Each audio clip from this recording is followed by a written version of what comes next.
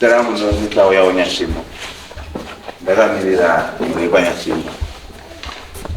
Tine mwana mkoma dangu lompamiri. Anzu weni Nyashimo. Wakaparamusha akauraya munhu pamutare. Saka takazoenda kune munhu akakauraya kwacho kumusha kwake ku Plumtree. Tasvika ku Plumtree. Takasvika tikapinda mumusha tina baba newakoma wamwe tatinavo. Tapinda mumusha mavo wakatanga wamboita chivanhu chavo chavanoita ukoko ku Plumtree. Tapinda pakauya mamba mavo matakapinda mamune chiremba wawanga wanaye. Saka wakangoti isu musha medu tine zvemo tine ngodzwo dzedu dziri muno, imi mune zvenyuwo zviri kumusha penyu. Saka imi tiri kuti imi muendai munofambe tichasara tifambawo tozoita sei tozoya tosangana. Saka tabva ukoko I think shoko rakasvika rakadzoka kumusha kune vamwe vanga vasika ndo zvataurika kune kwatakaparamusha. Saka zvakazoitikawo pane muzukuru wangu akashayika. Saka pandakaenda kurufu ndakazoenda ndikataurana nababa ndine mukoma nevamwe anatete tikavatsanangurira zvakaitika kati patakaenda ku Plumtree. So ana baba patakataura navo ana baba vese vakaenda se vakabvumirana nazvo kuti aiwa ngatitese tinofanira kufamba. So tikatati ana baba vabvuma tukataenda patadzoka hedu kwataidzoka I think pakapera kana siri 2 weeks or so pakazonzi ukazoya shoko tikanzi ana baba vari kuti vagara sana baba vari kuti satiyaitise hatisi kufamba. Saka isu nyaya yedu ndeyekuti tiri kubvuma mhosva yekuti mwana wedu akupara mhosva kwakapondwa munhu. Ava vari kuti tifambaiwo tisangane so that tigadzirise zvakaitika. Ndo pane nyaya yedu mama.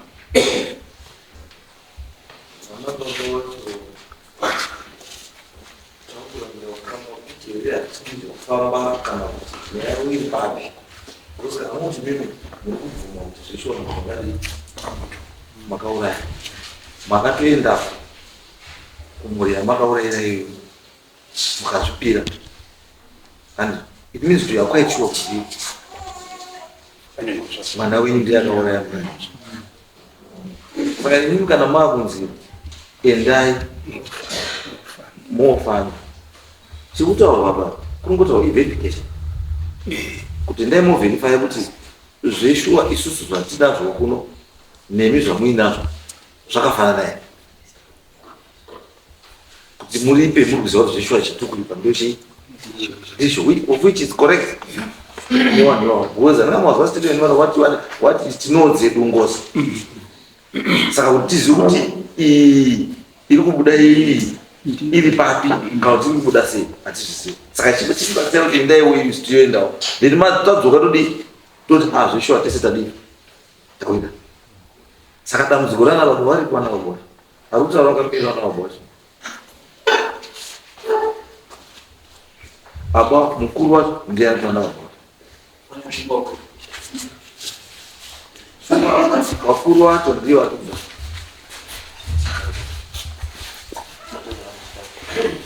Mira pamberi pelera mambo mutasa. Mira pamberi pelera mambo mutasa. Zvese ndezvokwadi. Zvese nditaura zvokwadi. Tikaema chabatwa nemhosva. Kana ndikadasabatwa nemhosva. Mwari andibatsira. Mwari ngatibatsirewo.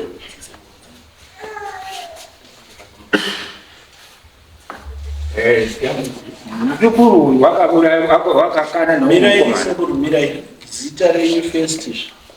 Zara Stanislas STA NI SLAUS. Muzukuru wakakana nomwe mukomana ndokusvika pakuuraya.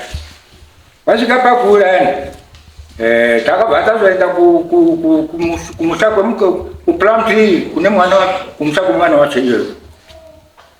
Tikataurirwa kuti tikabvuma kuti zvakaitika zvitotodii kwanzi imi mufambayo iwo wachafambawo kuPlumtree takabvako tibva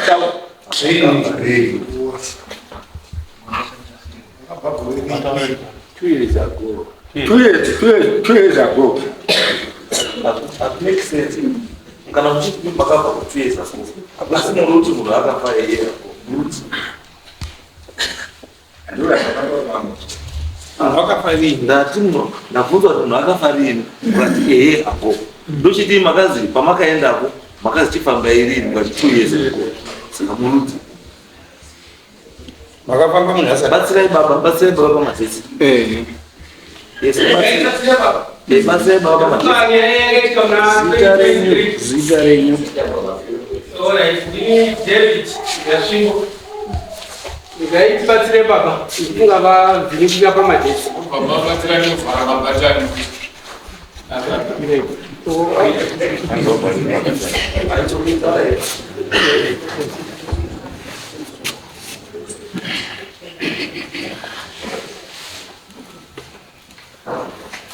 Dari pamusoro idari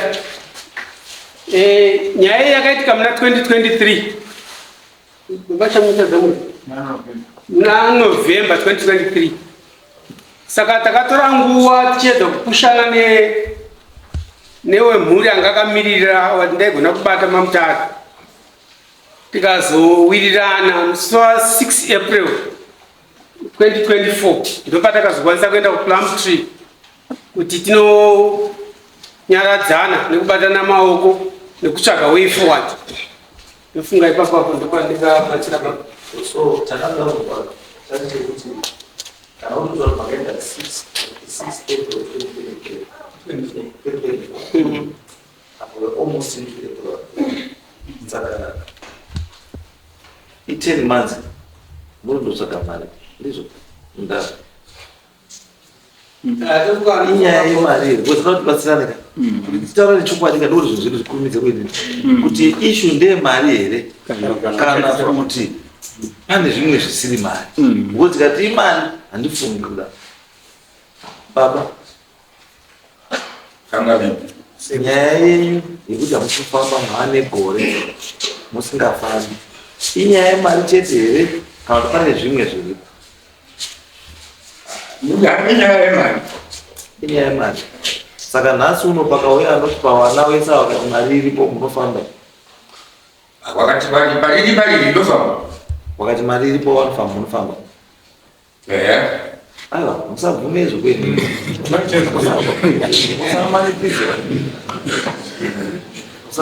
musazvimanikidzirwa because mukazvimanikidzaka mozotadza kuita zvotawirirana munhu isu tichazotsvaga kuti kana makati muri kuenda maenda here kwanzi kudii because chatikuda isusu ndechekuti mukatarisa ngozi haisi kuafekta imimba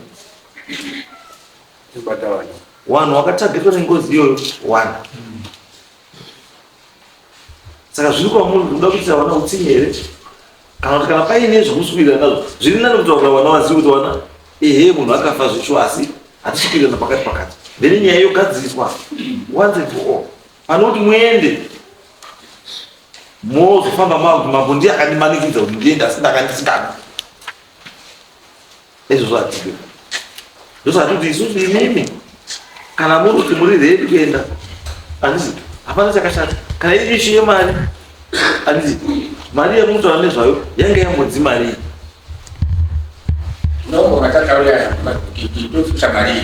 asi chakatika kubva kwamabva kuPlumtree chakati imimi sana baba newana mataurirwa kuti ndaimofana chakakutarisai kuti mabva kuPlumtree mumbogare pasi muchironga chii because kaitike imuratidza kuti after Plumtree hamuna kuzoramba zobogara pasi kuti muronge kuti taakudii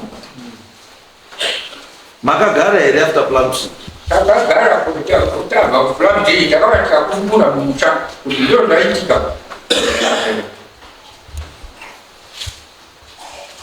ore pamakaronga makurukura makanzi mari yemuri kuda imari iri kunetsa unombotara kuti apani pakambotaura kuti imari saka imimi mari saka mari yomamuri kutsvaga imimi yamamakamirira ndeipi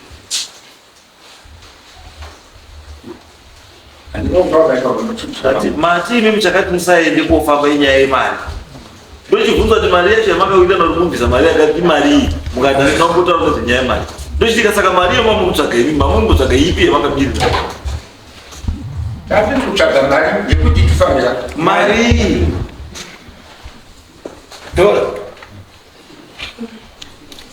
Basire baba.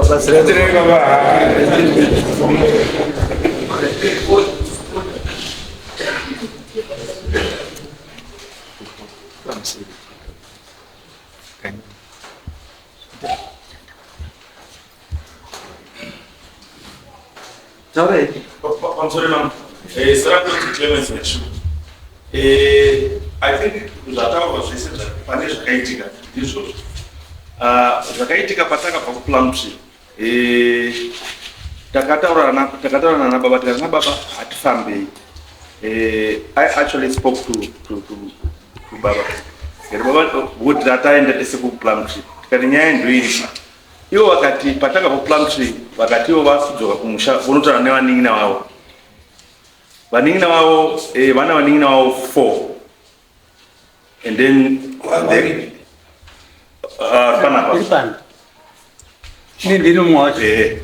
vavo 4.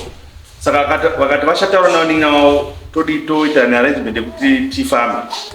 Then what happened is a week vadzoka kumusha vakazondifonera zvikazi no Clemens isusu tagara pasi nevaning'ina vangu taona kuti zvekufamba zviri kucreata friction in the family. Vanhu vakutanga kunongedzana and so forth. Saka we've decided kuti kufamba inimi kana muchida henyu, meaning myself and my brothers and my close family, famba henyu, but sisi tunozokubatsirai pakudi kana pauda kuzvitwa muripo. So the issue yemari, to actually expand pane zvatino bangu pa issue yemari, what happened is pakaitika nyaya iyi family yese extended family takataka kucontributa mari tikatanga kutoichengeta kuna bauni vamwe vedu muning'ina wana baba tikati bauni muchiita bhesa muchengete mari but taichengeta mari tisina a figure tichiti isusu tichazonzwa kana kuti taunzi taakufamba mari yachirodiwa imari kana yatingi tacontributa iri shoma then totsvaga toendera toisa imwe kuti ikwane. So the issue yemari to actually answer this question hainge aisipo, it's not an issue. Aisiwo yakatadza kufamba. Nyaya yakatadza kufamba inyaya yekuti ana baba edu vanga vasingawirirana. Among them from zvandakanzwa ini ndezvokuti vamwe vakati isusu hatichafambi takuenda kuchechi. Tikati aiwa kana zvirizvo then vari kuda vacho we even offered tikati saka vari kuda vacho vakufamba ngatifambe neivavo. Then tozodzoka todi toudza wese kana unenge wasina kuenda vacho watoudza ndozvataura. But then baba vakazondifonera nini I'm going back vakazondifonera vakati aiwa isusu tadecide kuti hatisuda zvokufamba saka because zvinoita some unnecessary issues which we don't want to deal with as a family. So ndo nyaya iripo saka ndo zvakatadzisa kuti tifambe up to now tachingoita that tug of war yekuti tiwirirana kuti tigone kufamba.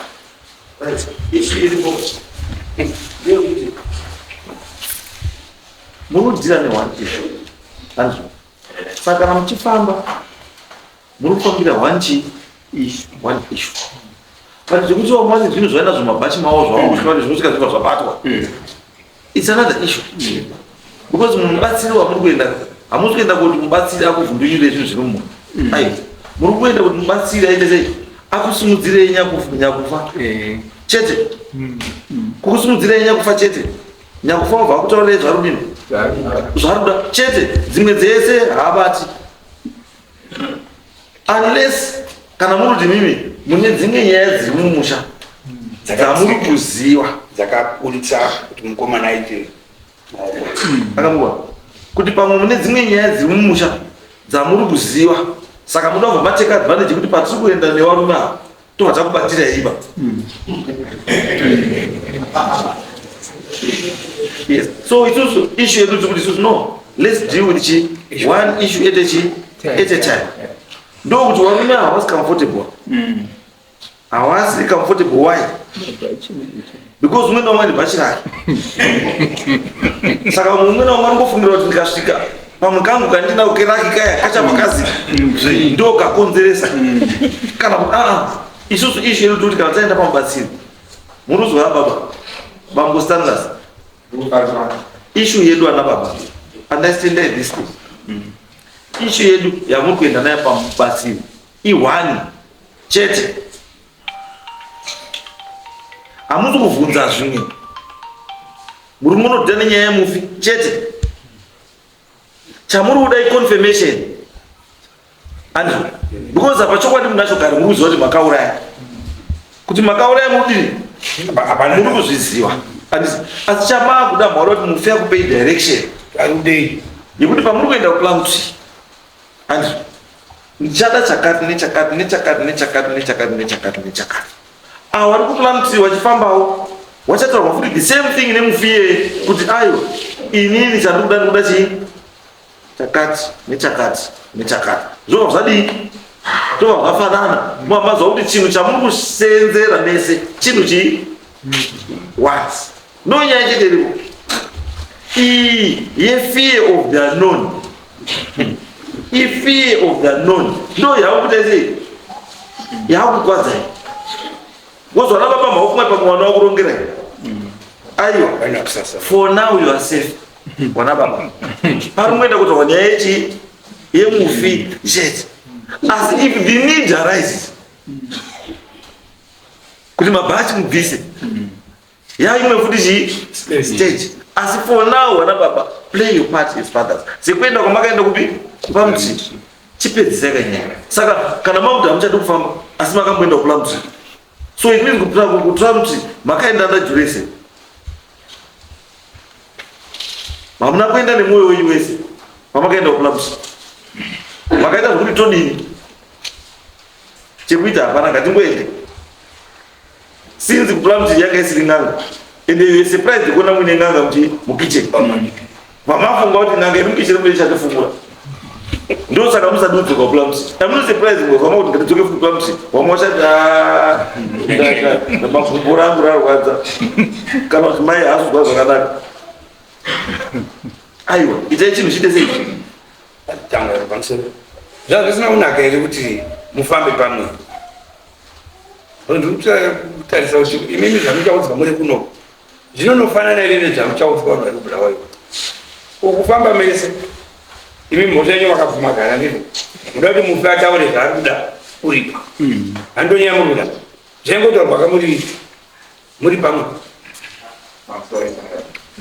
Patakaenda I think wakanatsanangura zvakajira reason yakati isi tine zvinhu zviri mumushamiri kaikifambe peri handiti woza wakatoda kufamba pavo vega vakati nekuti mune zvenyu idai munofamba penyu mega but patichazosangana handisafambawo iwo afambawo patichazosangana kuPlum Tree vanoti vanomutsa mufi wavo handiti havasi vanotaura zvavanoda vanomutsa mufi wavo mufi akamuka ndeachataura kuti zvakamira sei kuti ari kuda chii pamwe pacho anogona kutaura kuti hapana chaari kuda so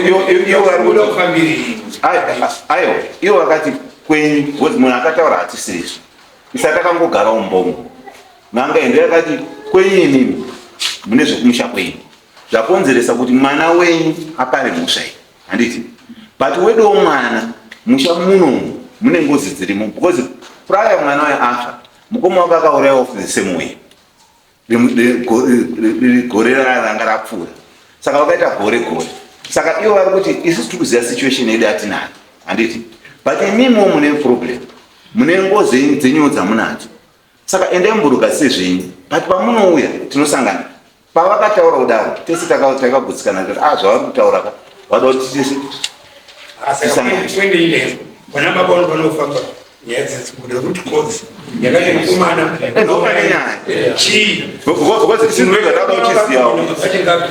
isi ndo zvatauda uchizivawo because ana baba patakataura navo vakatanga vabvuma because ndakataura navo vari vese vakabvuma vakati tinoita sei tinofamba hapana ishu yemari yakataura handiti but ndazobva ndaenda ndakabvunzwa mukoma kuti aiwa ana baba wafona vakati tata tiri kufamba but ana baba vachadi kufamba but isi sevana navo takuchiti aiwa kana pane chikonzero chinhu chakaita kuti mwana aiteka ngachikude pachena mhosva tinayo hatiswiranga but chikonzero ichi chikasagadziriswa kozvikaitika futi charamba tiri vanhu varungoita basa ringofamba tinoe saka chatonga tada kuziva ndechekuti kana ana baba vachiti havasida kufamba ishu nemari ishu haisiri mari kana tatenderana kuti ngatifambe ngatirege kuti towisirana iri nguva tonga takukumbira mambo because isisuka hatizivi kwekuita sei kwekuenda muti pa direction mutenda yako toto badatu kutanga kutungenda tizivi kuti zvakamira sei.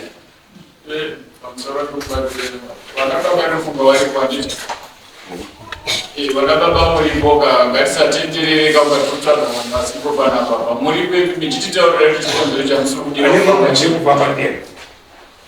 chamusiri kugira kufamba vana vanoti ngatifambe nimoramba achitaurira ega imimi vana vacho kuti chii chinhu chamusiri kudira kufamba mese murimbo titaurire murimbo wacho arikuda kufamba kuti nzuda asi uda kuti pachikonzero wewe mari ndekunyeko patanyema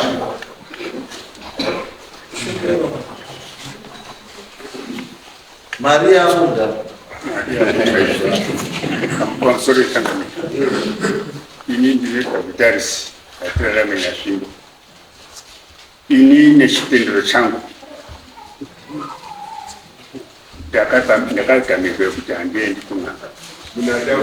Asi kana wadari basiro ndinowapa. Asi ini handiendi kun'anga. Zaidi kubatsira. Wanaona ndio patinokasika. Murugo. Musanyepere mwari. Munotongwa na mwari nenyaya yekunyepera mwari. Crying louder than the belief. Kuchema kudarika wafirwa. Ndio zamude. Mwari ndiye ane mwana akafira pamuchinji. Kutiponesa chi tese kufira zvimwe zvedu tese. Asi Mwari haachemi muchemberi wamuri.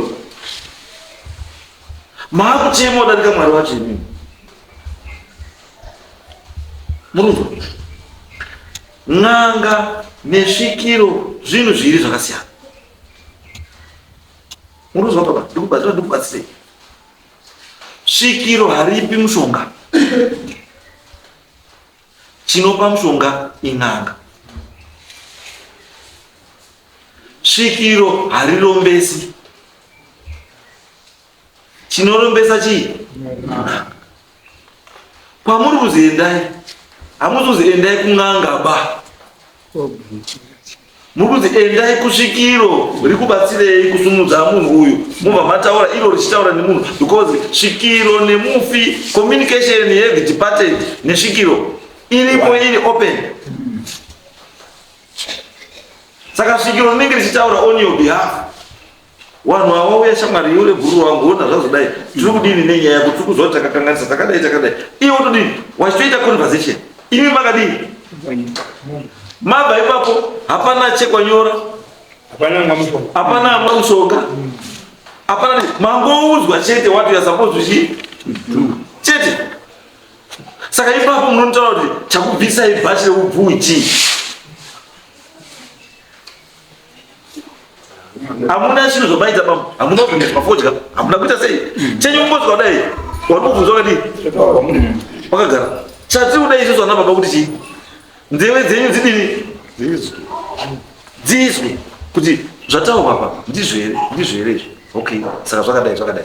Zvatopera. Hapana chekwanyora. Hapana adini, hapana. Mukona. Izvi zvekuti chitendero wakawanda uri munhu ndozvisa kupisisai kudenga. Mark my words. Wakawanda wenyu muri kunosvira chinhwani chekunyepera mari. Ndiro dambudzo renyu. Wakawanda muri munomu ndiwo katsvire kamuri kuita. Munopfeka mabhachi ekunyepera mari. Munogwadama nemabvi ekunyepera mari. Munoshamatata nendimi dzisingaexisti muchinyeperani mari. Munoregera kubatsira vanhu vanozinda bana Mwari, batsirai muchinyepera kuti mwana wangu hazvidi. Mwari pese paroda kubatsirwa anoita sei? Batsira. Nyangwe Bhaibheri rinotaura wani. There are more blessings in giving than receiving. But imi muda kukomborerwa nekuita sei? Nekutambira. Makataurwa nemashoko nevana zviri kunetsa. Kwamuri zvatokwana it's okay ndini baba okay ndazwa ball asati ndavo. Wapa here kana kuti watora mashoko asi wadzorera here kuti mashoko abatsire vana? Hauna. Asi uenda kuti muswe sondo muzita rababa nemukororo nemweya mutsvene. Amen. Wodzoka kumba satisfied kuti I'm a Christian. No. Mukaerenga Bible kwarinotangira endai kuOld Testament. Kune maprofita aikuona Elisha, kuna na Elijah. Asi munoziva here kuti shawi raElisha kuti ribude chii chaifanira kutanga chaitwa? Paifanira kutanga paridzwa hosho nengoma kuti shawi raElisha ribude. Shawi riri recognized nani? naMwari. Munhu uyu ane kazita kake kechirungu ainzi a minstrel. Ndiye munhu angaine basa iro rekuti Elisha wagara kuti shawi ribude. Keche ngoma keche. Asi mimi nhasi uno munomira pamberi pamuita muri dzingoma. Saka Bhaibheri ramuri kuerenga nderipi? Bhaibheri ramuri kuerenga imimi nderipi? Musachuze zvamunoda muBhaibheri, mosiya zvinoda Mwari. Torai Bhaibheri zvinoda ani? Mwari. Ndiko kuti murarame. Mune rufu imi, maoko enyu ese akasvipa, maoko enyu ese akatsuka, watopenya tsvimbo. Weza ndiwo wakabaya nebangara, ndiwo wakachaya netsvimbo kana kuti ndii. Asi maoko enyu ese mhuri adi asvipa. Zviri kunzi chichenesa ichi maoko enyu kuti vana wenyu vararame zvakanaka. Moti inini chitendero changu achibvunza. Vana ava vari kuuya kwamuri havasi vana vaMwari. Saka chitendero chenyu chisingadi kusevha vana vaMwari ndechipi? Ngatisahwande nechi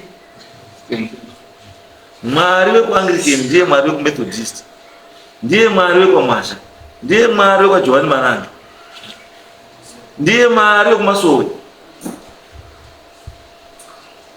Murunzwa? Dai kuchechi yaizi chechi haichizvi chinhu chiri chisingachinji. Muna misisa vane mapostori arikudhaya baba. Takakura tizi mapostori aori TV, haanzi radio. Asi izvozvi mupostori asina radio kana TV mumba make ndiani? Mupostori asingaoni bhora ndiani?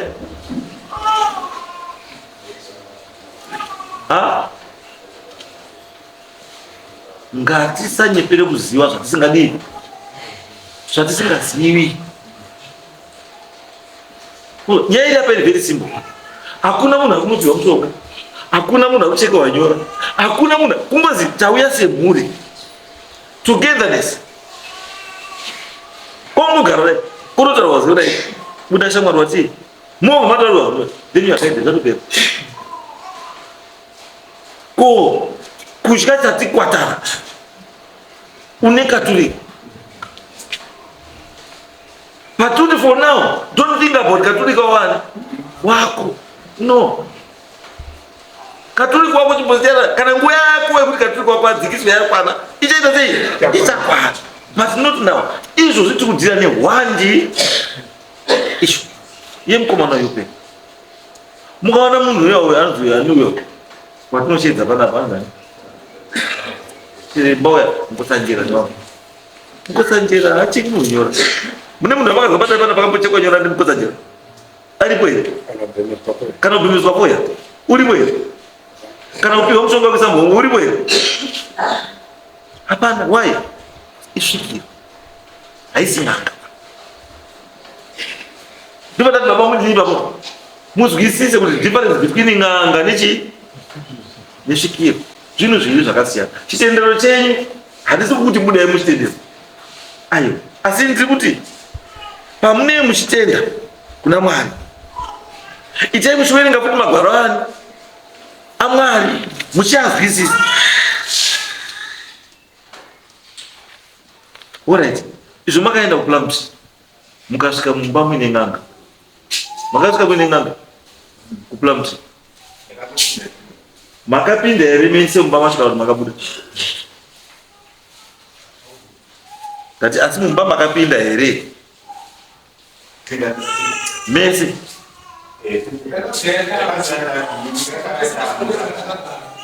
yakaita sei magara mumota iyo n'anga pane akabuda here kusvika yapedza kuti zvakataura dii ko kana chitendero chenyu chisingabvurise musina wabuda muda makabva mabuda yaumurira because maifanira kuti kainga kaimoti aiwa chitendero chedu hachidii hachibvumi andizvo isusu tiri panze hedu pawindo tindozwawo zvomuri kuita itai takamira tiri panze tiri asi makazwa kusvika zvipere makagara ndo pakabva fiye yenyu yekuti kataurika kuti munhu tokaswa kubatwa nezvimwe zvisatoda kubatwa of which is not right. Zvinhu zviri simple baba, hapana munhu akupiwa mushonga, hapana munongopiwa guidance kuti nyaya iyi chiite zvakachite zvo. Saka muri kuti izvo zviri right now because ndinoshamisika vanhu vakawanda vanoti aiwa ndiripo, I can give you my kombi, ndokasa kupai mari yekuwedzera kana pakazi paudiwa mombe ndinotenga mombe, pakazi kudiwa mbudzi ndinokupa ichi mbudzi. Saka uri kuti ukapa mbudzi yekunoshandiswa kuripa ngozi, whether uripo kana kuti haupo waripa ngozi, whether uripo kana haupo mari yako yakamirirani iwe, contribution yako iyoyo ndiyo presence yako. But you are saying you are willing to contribute in any way. And meaning kuti mumwoyo menyu mune munhu wamuri kunyara kana wamuri kutya kuti wakazozwa. But for your information ndikutaura maprista akawanda mazuva ano akuparidza nyaya chikristu netsika, ende pese pano kumigwa munhu mazuva ano nepeza munozwa mufundisa noti wanhu waMwari wayo pangwe inini service yangu chechi ndadini ndapedza, chiitai zvenyu zvechiwanje. What does that mean? Simple. Taurai zvemamuda kutaura baba. Definition atsanangura yapinda musoro kana kuona umwe wari muno mudaro wazvo kana dakota some dictionary svikiro nenyanga zvakasiyana. Saka wari kuti tiri kuda kuenda kun'anga hauri kuenda kusvikiro kana riri svikiro prepared kana ari matsanangura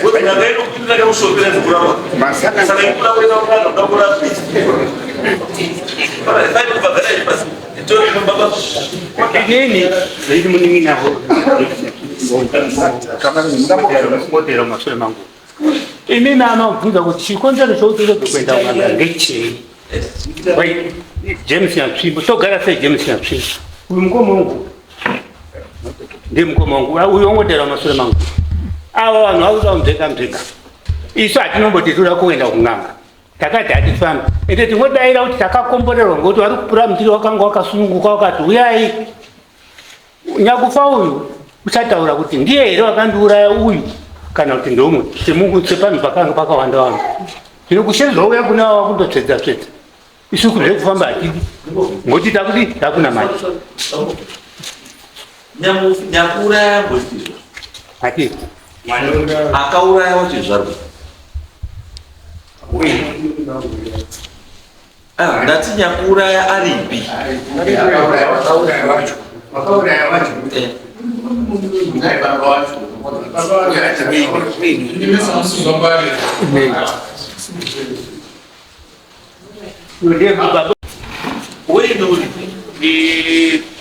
ndini baba wenyu notwara Nyatsvimbo Charles wenyu wakatiza pakaita nyaya iyi. Saka kwari kwacho ini handikuzivi kuti wakaendepi, mupenyu here kana handi mupenyu here, ini handizvizivi.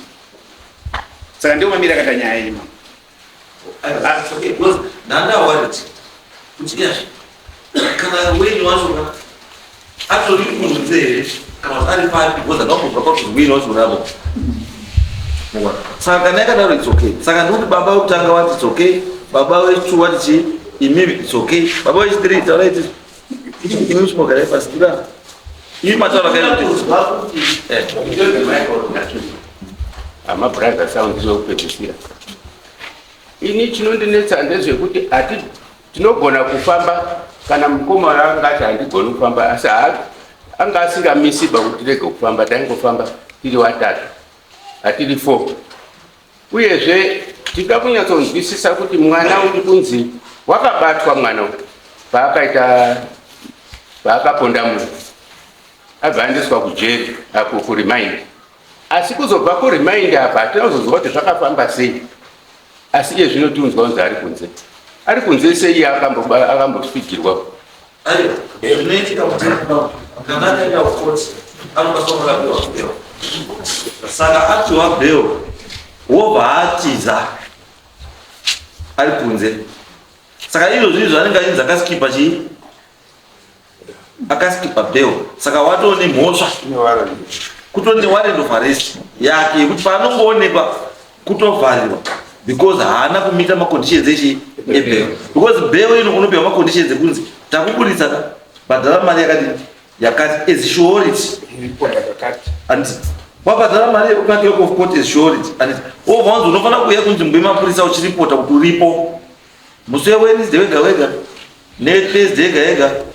neFriday yega yega nenguva dzakati saka iwe unongoenda kukamba yemapurisa ikoko kwaunongotora uzuripota wosvika uchitaura kuti chii ndiripo ubva uchimirira kuti nyaya yako izopinde kupi kukoti kuti uzopiwe judgment saka munhu akabuditswa ipo pabhadharirwa bheo ndo pane nyaya dzevanhu vakawanda because munhu anobva adini obva atiza obva atobuda munyika woenda South Africa woenda ku asi kana atodaro chete atobva atosvika pa-wanted persons list yekuti akutosvika nemapurisa because paanongobatwa pese hapana negotiation ungobatwa nekuisa simbi dzemumakomo dzemumaoko wobva atopindwa mukati atone another charge pameja yake atone imwe charge futi pamusoro saka ini ndikuti his whereabouts handiti harisi dambudziko redu izvizvi zvaitinavo nderekuti uyu nyangwe tisakamuona kana kuti tamuona toda kugadzisa dambudziko riri pai raakrietera muchii ndo pamenya mirai imi pane chamusina kutaura aiwa kuti baba awa hamuna kuti paposition yenyu kuti mukazi budaya ekuti dzokorora zvakadandaufamba muruda here chaizvo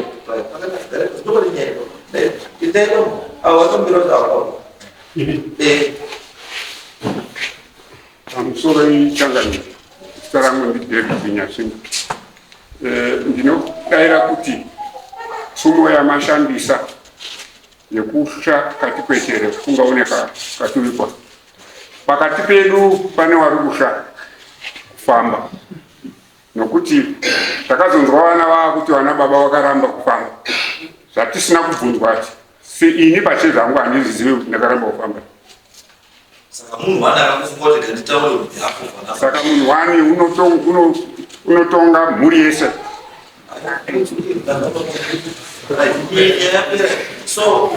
ine ndiri kuda kufunda unotikomwani pataura kuti baba mukoma wedu ndiye wababa wedu isiso zvichemo zvatinenge tiinazvo tinoenda kunani baba ndiye wababa baba wedu hapasisina baba tiri kutambudzika nezvakati zvino akanzviti baba haafambiba imimi kana ngoti hari kudaba chikonzero choti hari kudaba ngechii baba wati kusvikiro kwatukuenda ndikuenda anozvoere baba takuchitisusu wakoma kutikubatsirei zvite fast kana ndikakonfeme ari mukoma komana achisvika mwabva tomubuda moenda pasera anobatsira. Okay, mambo ndada kuemphasize also on one point. Tine problem ne mhuri yemufi. Vari kuti iyo kutiza kwaita mwana wedu is a problem to them because vari kuti at least iyo kuti vanyatso kuona kuti sisi we are remorseful. Vaida kuona kuti munhu vaida kunzwawo kune munhu wacho akaparamusha. So that one is also an issue kuti iyo vakuti blame kuti imimi wenyu ari panze. So how then do we actually talk to each other? So there has been a delay because of that issue. I do not know what I'm going to say.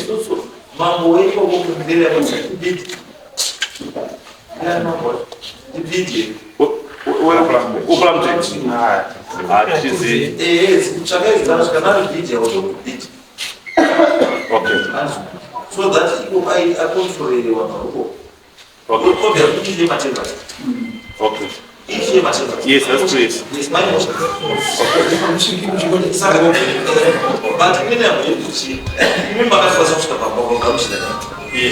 And so it means that we kusika kwa mnachi hamuna damu.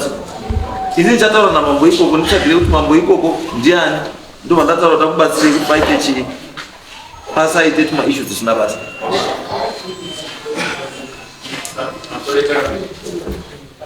Inini sababa ya mwana ine shungu yakakura maningi nikuda kuziwa chikonzero chakazoita kuti mwana wangu asvike aponde umwe mwana wewana kusvika pakufa. Ndichipa kuchangamira pamusoro. Inini personally, I don't like that statement. Inini personally, statement in you and did and funny. Why? It's because indirectly you are saying something. Indirectly, muruti mwana wenyu akatumwa pane akakonzeresa kuti mwana wenyu azouraya. Saka izvozvo hazvina kunaka because makutonongedza mune munhu wemakutonongedza kana kuti matone suspect already, which is wrong.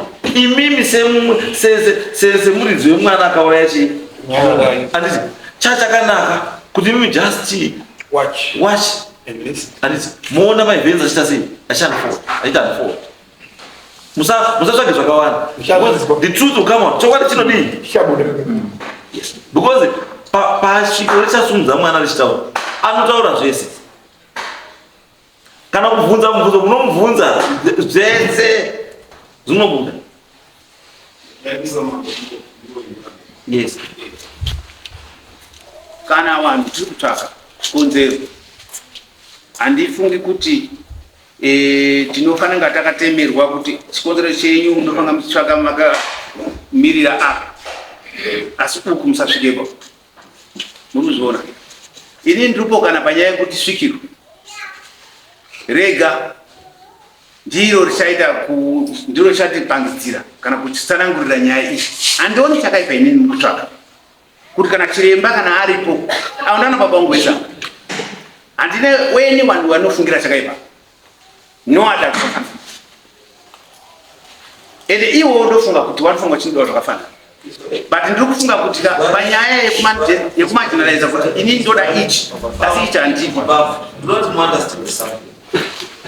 All these people are coming together to assist you. But amutaka musuku zvaappreciate kuti vanhu vese vana baba neeveone vese vari kuuya kubatsira imi because imi ndiri mune mwana akaita sei akafara mhosva. Saka vanhu vese avo you should be happy kuti hama dzangu dziri willing kuita sei kundibatsira kuti tigadzise chinhu. But don't take advantage of this thing kuti musolve mapersonal issues. No, ndozvandikuramba izvo. Ndosaka ndati guys tikudhira ne one issue. When I'm looking saying tikudhira ne one issue, I'm not saying kuti apata issue. Ndikuti as long as chakanangana ne one issue, that thing will be said. Because kana iri root cause analysis iri kuitwa. Iri root cause analysis iri kuitwa nesvikiro. Anditi kuti chinhu chakatangira kuti chasvika papi? Apa ndipo chakatangira. Asi nyaya yatadhira nayo ndichi anditi solution iri kupiwa kuti panyaya ichi chandiri kuramba ndechekuti musi uyu auya andizvo svikiro ravo yarapo ise ndikubvunza kuti tisumudzire ichi svikiro mutonga kuti gare gore rakati mambo Stanislas wakasomborasa madota paseri pekicheni yamai tizivo svikiro kuti zvairewe akamuna zvinzva hazvisinei nechi nenyaya yamafambira tikuti nyaya yamafambira ndekuti mwana wakashaisha chi maoko tikuziva kuti kushaisha kwakaita mwana maoko tabvumirana mwana akashaisha chi maoko asi da kuti tizivewo kuti kwakuri kushaisha kwekudhakwa here kwakuri kushaisha kwechi kana kuti panewo zvimwe zviri kuseri kwechi kwetekuteko muhamataurwa nyaya yadi yapera ndo nyaya yadi kuti saka ino yamuhepi kuti nyaya yaita sei ndo patasvika taakumirira anzani konfirmai mira yanyu panzembe jaza yes tikonfirmai mukomana autouya mira yanyu muri panze apo muhamatopinda